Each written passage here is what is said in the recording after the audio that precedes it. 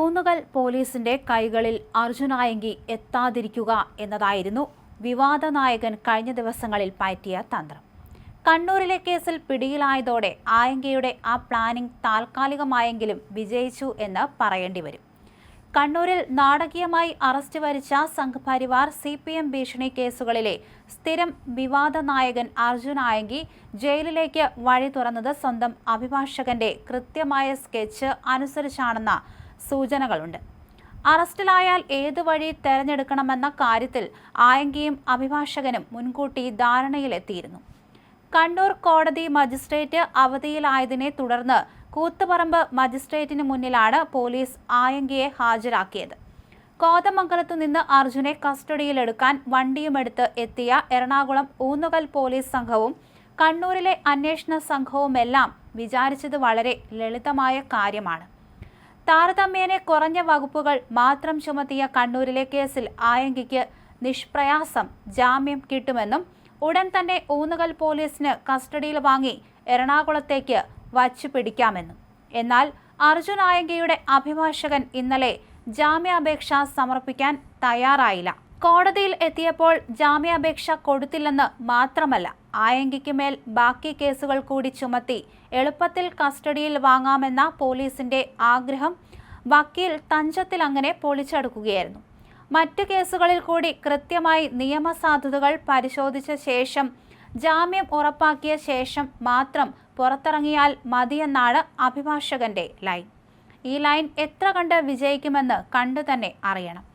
അതേസമയം സംസ്ഥാനത്തുടനീളം വ്യാപക തെരച്ചിൽ നടത്തിയാണ് പോലീസ് കഴിഞ്ഞ ദിവസങ്ങളിൽ വല വീശിയത്. ഇതിന്റെ ഭാഗമായി ആയങ്കിയുടെ അടുത്ത സുഹൃത്തുക്കളെയും സഹോദരന്മാരെയുമെല്ലാം പോലീസ് ഒന്നൊന്നായി പൊക്കി. സംസ്ഥാനത്തിന്റെ വിവിധ ഭാഗങ്ങളിൽ നിന്നായി 7ഓളം പേരെയാണ് പ്രത്യേക പോലീസ് സംഘം പിടികൂടിയത്. അർജുന്റെ അടുത്ത കൂട്ടുകാരായ ജിതിൻ, സുഭാഷ് എന്നിവരെ വളപട്ടണം പോലീസാണ് കസ്റ്റഡിയിലെടുത്തത്.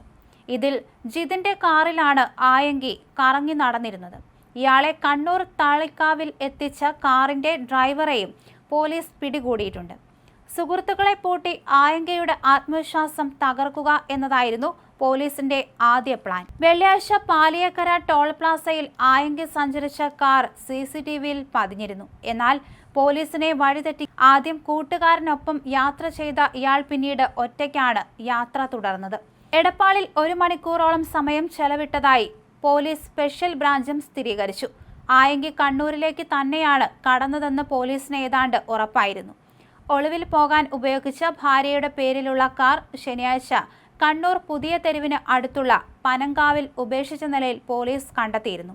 എന്നാൽ പോലീസിന്റെ ഓരോ നീക്കവും അപ്പപ്പോൾ ചോർത്തിയെടുക്കാൻ ആയങ്കിക്ക് സാധിച്ചിരുന്നു. അതുകൊണ്ട് തന്നെ ഞായറാഴ്ച പുലർച്ചെ പോലീസ് നടത്തിയ മിന്നൽ നീക്കം അന്വേഷണ സംഘത്തിലുള്ള ചിലരല്ലാതെ മറ്റ് ഉദ്യോഗസ്ഥർ പോലും അറിഞ്ഞിരുന്നില്ല.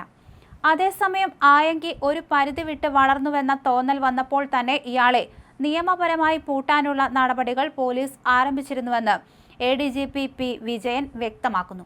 ഇയാൾക്കെതിരെ കാപ്പ ചുമത്തുന്ന കാര്യം പരിശോധിച്ചു വരികയാണ്. ജാമ്യമില്ലാത്ത 1ലധികം കേസുകൾ നിലവിൽ ഇയാളുടെ പേരിലുണ്ട്. അതുകൊണ്ട് തന്നെ അത്ര പെട്ടെന്ന് ഇയാൾക്ക് പുറത്തിറങ്ങാൻ കഴിയില്ലെന്നാണ് ADGP നൽകുന്ന സൂചന. ലൊക്കേഷനുകൾ വേഗത്തിൽ മാറ്റി പോലീസിനെ വെട്ടിക്കാൻ നോക്കിയെങ്കിലും ആയങ്കി പോയ വഴികളിലെല്ലാം പോലീസിന്റെ നിരീക്ഷണമുണ്ടായിരുന്നുവെന്നും അദ്ദേഹം കൂട്ടിച്ചേർത്തു.